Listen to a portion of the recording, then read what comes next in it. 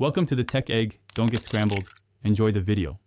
You start by force closing the app and noting any error text so you know what failed. Once done, back up your app data to cloud or local storage to avoid data loss during fixes. Make sure the device has at least 5% free storage and that auto updates won't interrupt the process. You do these steps first because restoring state or rolling back changes depends on a safe backup and free resources. Now you're ready to move into targeted fixes. You clear the app cache and, if necessary, app data to remove corrupted files that cause crashes. Then update the app from the official store. If a recent update caused issues, roll back to the prior stable version when possible.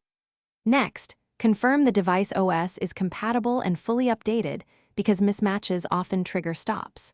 If the problem persists, reinstall the app cleanly and test it after each change so you isolate which action resolved the crash. For final resolution, inspect device logs or boot into safe mode to see if other apps conflict with the crashing app.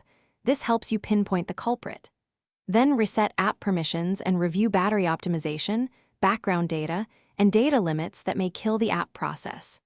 If nothing works, perform a full backup and consider a factory reset as the last resort because it clears deep system corruption. If issues continue after all this, try the developer's support with the logs you. Thanks for watching. Consider subscribing if I helped unscramble your problems.